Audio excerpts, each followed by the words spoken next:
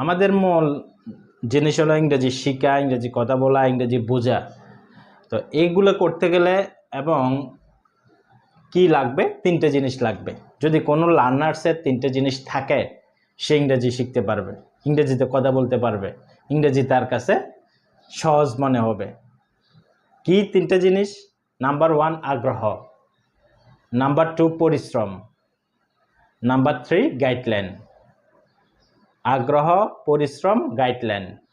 এই তিনটে জিনিস যখন একজন লোক একটা লোক প্রসেস করতে পারবে, গেইন করতে পারবে, তার ভিতরে থাকবে, সে ইংরেজি শিখতে পারবে।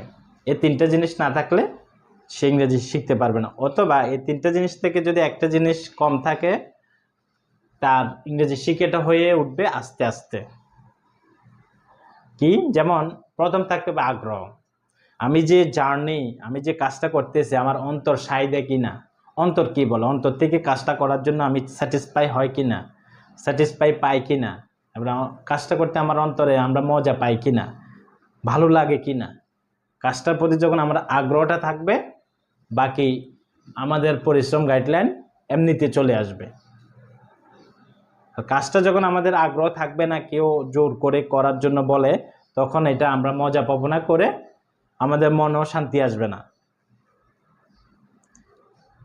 তো আগ্রহ থাকতে হবে, হোক কাজটা ছোট হোক কাজটা বড়, যে কোনো কাজ যদি আমার ভালো লাগে কাজটা করতে, আমি মজা পাই কাজটা করে, তাহলে আমি এই কাজটাই আমার সফলতা আনবে, হোক কাজটা ছোট হোক কাজটা বড়।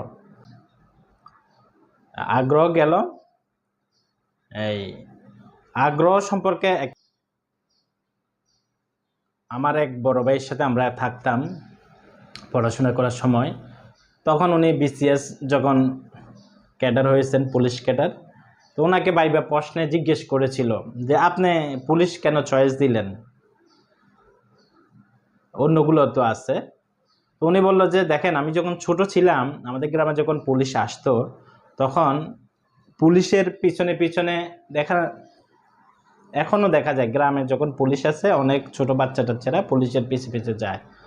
তো ওই ভাইয়াটা বলল যে যখন পুলিশ আসতো তখন আমি পুলিশের পিছে পিছে অনেক দূর পর্যন্ত চলে যাইতাম। তো এটা আমার কাছে ভালো লাগতো। এখন তার ওই ছোটকালে যে ভালো লাগাটা, এটা তার বড় হয়েও সেই কাজে আসছে, একসময় সে পুলিশ ক্যাডার হয়েছে। এই যে মন থেকে জিনিসটার প্রতি তার ভালো লাগার ভাবটা ছিল, এই জন্য সে পেরেছে। এখন কেউ যদি বলতো যে যা তুমি কাজটা করো, কিন্তু মন সায় দেয় না, তাহলে ভালো লাগে না। তো আগ্রহ থাকতে হবে জিনিসটার প্রতি। অনুরূপভাবে ইংরেজি শিখার সেই যখন আগ্রহ থাকবে, সেই তার সফলতা পৌঁছতে থাকবে। 2 নাম্বার পরিশ্রম। এখন কাজটা যখন সে করবে, কিভাবে করতে হবে, কিছু রুলস অ্যান্ড রেগুলেশন আছে, ওইগুলো তাকে মেনটেন করতে হবে। কারণ কাজটা ভালো লাগে, এখন সে পরিশ্রম করে না, বা কাজটা করে শুধু অন্তরে আছে আমার ভালো লাগে, কিন্তু এই কাজটা করতে গেলে তার যে কিছু জিনিস ফুলফিলমেন্ট করতে হবে, সেটা সেই জানে না। ওই জিনিসটা কিভাবে সে কমপ্লিট করবে, ওই জিনিসটা তার জানা নাই, বা সেই করে না, তাহলে কিন্তু হবে না। এই জন্য পরিশ্রম থাকতে হবে। পরিশ্রমের পরে গাইডলাইন। কারণ যে কাজটা করবে, সে যে একটা জার্নি, একটা চ্যালেঞ্জ গ্রহণ করেছে, এই চ্যালেঞ্জটা সে কীভাবে মোকাবেলা করবে, সে গাইডলাইন দেখায় দেওয়ার লোক থাকতে হবে। যেমন আমরা যখন গাছপালা লাগাই বাসা বাড়িতে, একটা গাছ লাগানোর পর একটা খুঁটি দিই। খুঁটি কেন দিই? খুঁটির সাথে গাছটা বেঁধে দিই, যাতে করে গাছটা হেলিয়ে দুলিয়ে বাতাসে না পড়ে, ঝড় ঘূর্ণিঝড়ে। তো গাছটা যখন বড় হয়ে যায়, খুঁটির আর দরকার হয় না। তো অনুরূপভাবে যখন একজন বিগিনার্স, ইংরেজি শিখনেওয়ালা,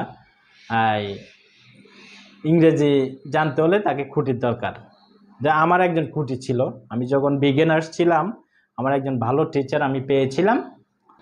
তো এই খুঁটি পাওয়ার কারণে ইংরেজির প্রতি আমার যে একটা ভালোবাসা সৃষ্টি হয়ে গেছে, সেটা এখনও আছে। তো এই খুঁটি লাগবে।